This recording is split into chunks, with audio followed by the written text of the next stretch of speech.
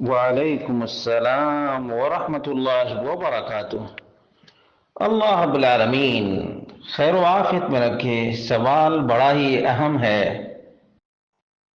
وہ یہ کہ ابلیس کا نام عزازیل ہے؟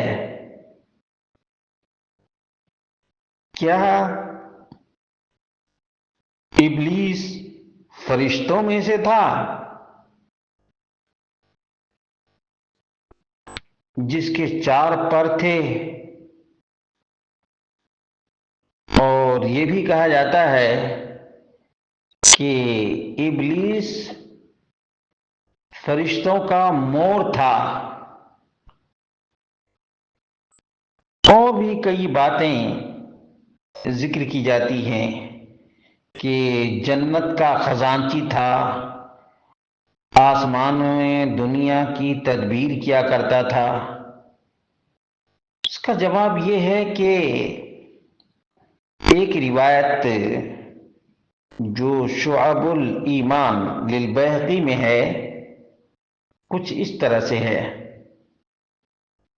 عن سعید بن جبیر عن ابن عباس رضی اللہ عنہما قال كان اسم ابلیس عزازیل وكان من اشراف الملائکہ من ذوی الاربعۃ الاجنحہ ثم ابلس بعد۔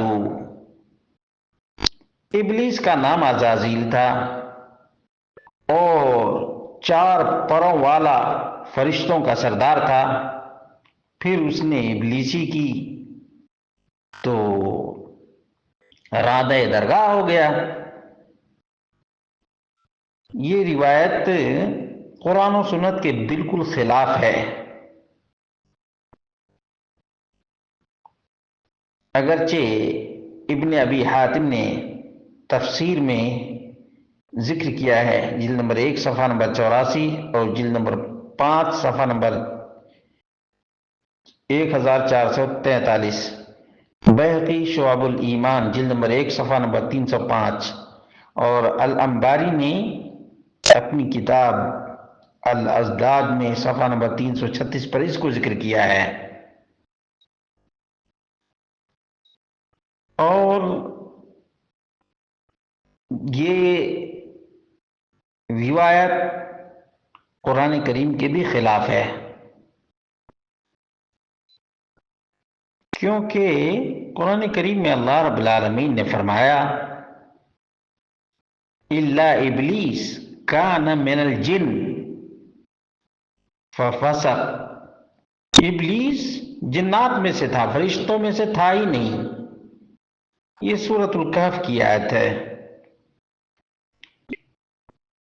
یہ وحی الہی کی بنیاد پر بالکل ہی واضح ہے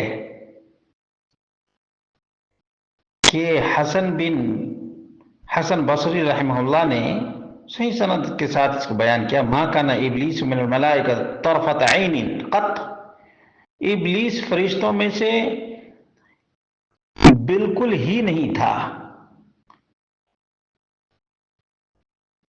بلکہ ابلیس کی تخلیق جنات سے ہوئی ہے۔ جس طرح سے تمام انسانوں کی اصل آدم علیہ السلام ہے، اسی طرح سے جنات ہی شیطان اور ابلیس کی اصل ہے۔ اور دوسری اہم بات یہ ہے کہ ابلیس نے خود کہا انا خیر منہ خلقتنی من نار وخلقتہ من طین،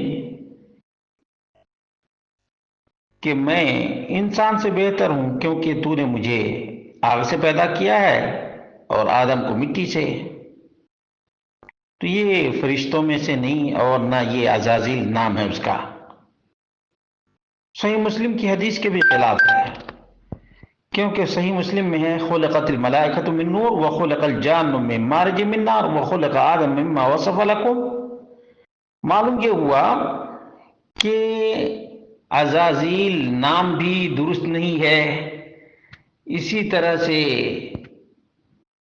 فرشتوں کا سردار بھی نہیں ہے، اور بھی جو باتیں بیان کی جاتی ہیں وہ بھی درست نہیں، وہ بھی درست نہیں، بلکہ مجرم تھا، ابلیس مجرم، اللہ رب العالمین کی لعنت ہو اس کے اوپر، اللہ کا باغی، اللہ کا نافرمان۔